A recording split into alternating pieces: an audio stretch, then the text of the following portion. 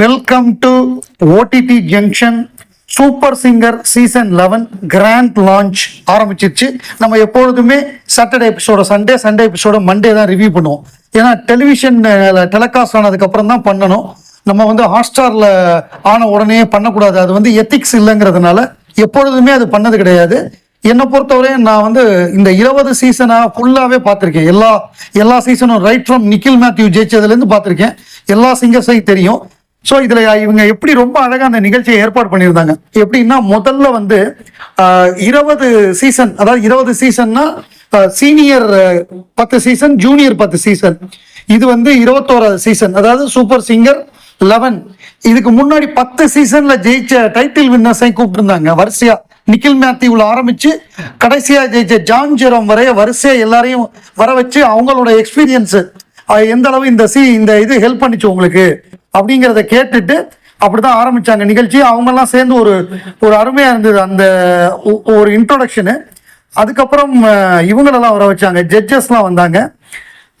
அவங்கெல்லாம் வந்து இன்ட்ரோடக்ஷன் முதல்ல 3 பேர், அனுராதா ஸ்ரீராம், நம்முடைய உன்னிகிருஷ்ணன், அப்புறம் தமன். அதாவது இது 4 டீமா பிரிச்சிருக்காங்க. டெல்டா தமிழ் அப்படின்னு ஒரு டீம்.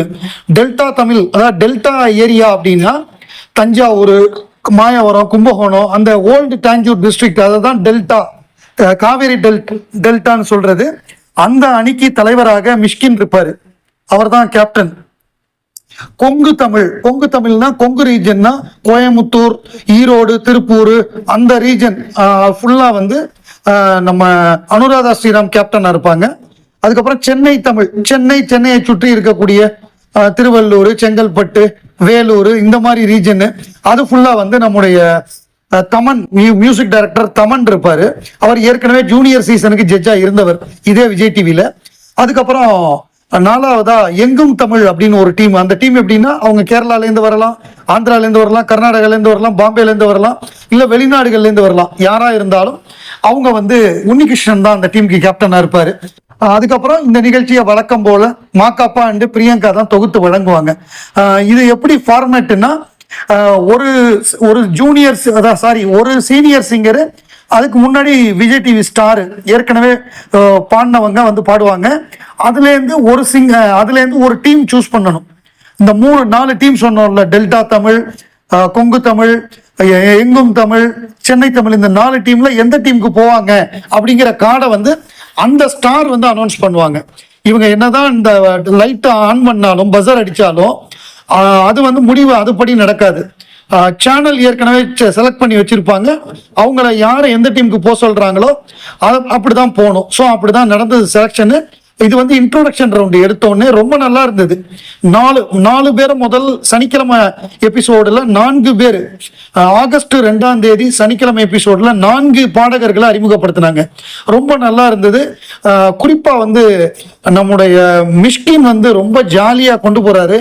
அவருடைய அந்த கமெண்ட்ஸ் சொல்றதா இருக்கட்டும், அவர் பேசுறதா இருக்கட்டும், அது ரொம்ப ஜாலியாகவும் ஒரு விறுவிறுப்பாகவும் கொண்டு போறாரு. இந்த சீசன் ரொம்ப நல்லா இருக்கும் அப்படிங்கிறதுக்கு உறுதி சொல்லலாம். எடுத்த உடனே அல்பாபெட்டிக்கல் ஆர்டர் படி ஆப்ரஹாம் நித்ய பாண்டியன் அப்படிங்கிற சிங்கர், அவங்களோட சேர்ந்து playback singer super singer star Deepthi Suresh, இவங்க 2 பேரும் சேர்ந்து ரஜினிகாந்த் நடித்த வேட்டையன் திரைப்படம், அந்த வேட்டையன் திரைப்படத்துல வந்து அனிருத், தீப்தி சுரேஷ் அவங்கெல்லாம் சேர்ந்து பாடின மனசுலாயோ அப்படிங்கிற பாட்டு, இந்த பாட்டு பெரிய ஹிட் ஆச்சு. ஸோ அந்த பாட்டை 2 பேரும் பாடினாங்க. நம்ம ஆப்ரஹாம் பயங்கர கேஷுவலா பர்ஃபார்ம் பண்றாரு, ரொம்ப ஜாலியா இறங்கி குத்துறாரு. தீப்தி சுரேஷ் அந்த பாட்டை ஒரிஜினலா சினிமால பாடின அதே தீப்தி சுரேஷே பாடினது ரொம்ப நல்லா இருந்தது. 2 பேரோட பர்ஃபார்மன்ஸை எல்லாருமே பாராட்டி ஒரு 2 பேர் பஸர் அடிச்சாங்க. நித்யா, நம்ம இவர் உன்னிமேனனும் அனுராதா ஸ்ரீராமும், நம்ம இவங்க டைரக்டர் மிஷ்கினும் இவரும் நம்ம தமனும் அந்த பஸர் அவன் அடிக்கல, அவங்க சூஸ் பண்ணல. பட் இருந்தாலும் அவர் எந்த டீமுக்கு தேர்ந்தெடுக்கப்பட்டார் அப்படின்னு பார்த்தோம்னா சென்னை தமிழ் டீமுக்கு, தமனுடைய டீமுக்கு அவர் தேர்ந்தெடுக்கப்பட்டார். ஸோ ஃபர்ஸ்ட் சிங்கர் ஆப்ரஹாம் நித்ய பாண்டியன், சென்னை தமிழ் தமனுடைய அணியில அவர் தேர்ந்தெடுக்கப்பட்டார். 2வதாக ஆன் பென்சன் அப்படின்னு ஒரு பாடகி, அவங்களோட சேர்ந்து super singer playback singer star Srikanth, இவர் வந்து விஜய் நடித்த பிகில் படத்துல பாடினவர். ஏஆர் ரஹ்மான் மியூசிக்ல உனக்காக வாழ நினைக்கிறேன் அப்படிங்கிற ஒரு அருமையான மெலடி. அந்த பாட்டை வந்து ஆன் பென்சன் அண்ட் ஸ்ரீகாந்த் பாடினாங்க. ரொம்ப சூப்பர்பா இருந்தது. ரெண்டு பேரும் தே காம்ப்ளிமெண்டட் ஈச் அதர்னு சொல்லலாம். இது வந்து லிரிக்ஸ் வந்து விவேக் எழுதின பாட்டு. இது பெரிய ஹிட் ஆச்சு. இந்த படமும் பெரிய ஹிட் ஆச்சு, இந்த பாட்டும் பெரிய ஹிட் ஆச்சு. 4 பேருமே அந்த ஆன் பென்சனுக்காக லைட் ஆன் பண்ணிட்டாங்க.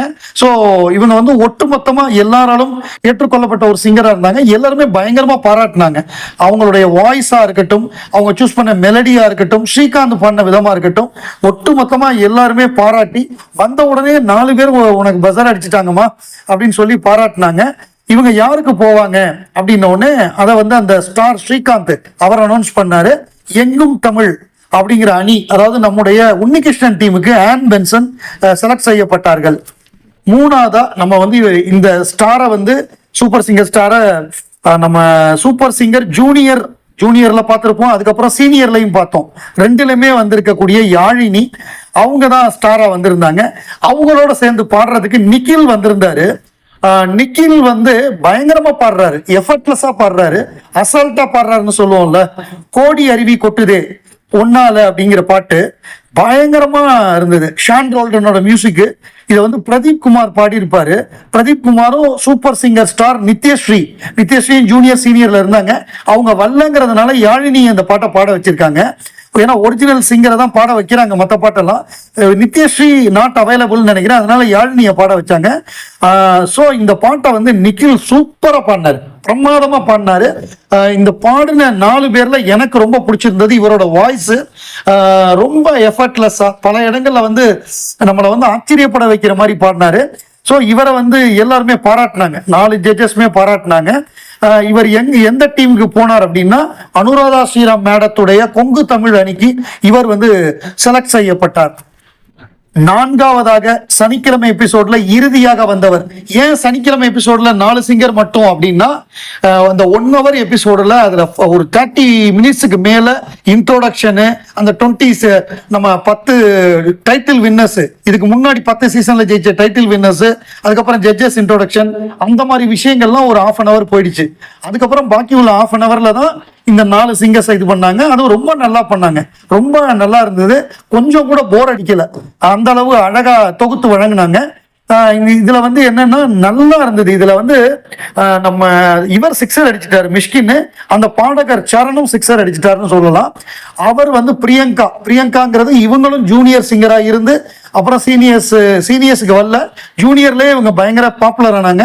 அதுக்கப்புறம் நிறைய விஜய் டிவி சம்பந்தமான பாடல் நிகழ்ச்சிகள்ல பாடியிருக்காங்க. இந்த சின்ன வண்ண குயில் அது பயங்கர பாப்புலர் இவங்க பாடி. பிளஸ் நிறைய பிளேபேக் சிங்கிங் பெரிய சிங்கர்ஸுக்கு பாடியிருக்காங்க, இளையராஜா கான்சர்ட்ல பாடியிருக்காங்க. ஸோ பிரியங்காவும் சரணும் சேர்ந்து தான் பாடினாங்க. அவங்க பாடின பாட்டு என்ன அப்படின்னு பார்த்தோம்னா, இதுதான் நம்ம இசைஞானி இளையராஜா இசையில ஜேசுதாஸ் அண்டு சொர்ணலதா பாடினது. நான் ஏரிக்கரை மேலிருந்து 8 திக்கும் பார்க்கும்போது. இது வந்து சின்ன தாயிங்கிற படத்துல கவிஞர் வாலி அவர்கள் இளையராஜா இசையில எழுதியிருந்தாரு. இந்த பாட்டை சர்வசாதாரணமா பாடுறாரு. கிட்டத்தட்ட இளையராஜா பண்ண எப்படி இருக்குமோ இருக்கு. ஆனா அவர் இளையராஜா மாதிரி பாடணும்னு ட்ரை பண்ணல, அவர் பாடுறதே இளையராஜா மாதிரி தான் இருக்கு, பிரமாதமா இருக்கு. ஸோ இதை வந்து எல்லாருமே பயங்கரமா பாராட்டினாங்க. இந்த மனம் இருக்கு அவர் வாய்ஸ்ல அப்படின்னு சொன்னாங்க. இவர் வந்து டே இங்க வாடா அப்படின்னு சொல்லி கூப்பிட்டு முத்தம்லாம் கொடுத்தாரு. அப்புறம் உன்னோட சேர்ந்து நான் பாடணுன்டாரு. என்ன மாயமோ தெரியல, இளையராஜா சாரோட பாட்டு மட்டும் இப்படி பிரமிப்பா இருக்கு எனக்கு அப்படின்னு சொல்லி கமல் சார் குணா படத்துல சொல்ற மாதிரி அந்த மாதிரி டைலாக் பேசினாரு. அப்புறம் இவர் சூப்பரா பாடின உடனே இவரை எல்லாரும் பாராட்டினாங்க. இவர் கரெக்டா டெல்டா தமிழ் மிஷ்கின் டீமுக்கே போன உடனே சூப்பரா இருந்தது. அவர் போய் கட்டி பிடிச்சி பாராட்டினாரு. அதுக்கப்புறமாக 2 பேர் சேர்ந்து கமல்ஹாசன் இளையராஜா நாயகன் படத்துல சேர்ந்து பாடின தென்பாண்டி சீமையிலே அந்த பாட்டை 2 பேரும் சேர்ந்து பாடினாங்க. ரொம்ப சூப்பரா இருந்தது. இவருக்கு வந்து சரண் ராஜான்னு பேரை மாத்திட்டாங்க. அந்த மாதிரி ஒரு பர்ஃபார்மன்ஸா இருந்தது. இந்த 4 பேர்ல சிறப்பா பாடினவர்னா நிக்கில், பெஸ்ட் பர்ஃபார்மன்ஸ்னா அது சரண் ராஜாவோட பர்ஃபார்மன்ஸ் தான். ஒட்டுமொத்தமா ரொம்ப நல்லா இருந்தது இந்த first introduction round, launch round. அதுக்கு முக்கிய காரணம் மிஷ்கின். அவர் வந்து நல்லா விறுவிறுப்பா தொகுத்து வழங்கினாரு. இந்த சீசன் ரொம்ப நல்லா இருக்கும் அப்படின்னு எனக்கு தோணுது.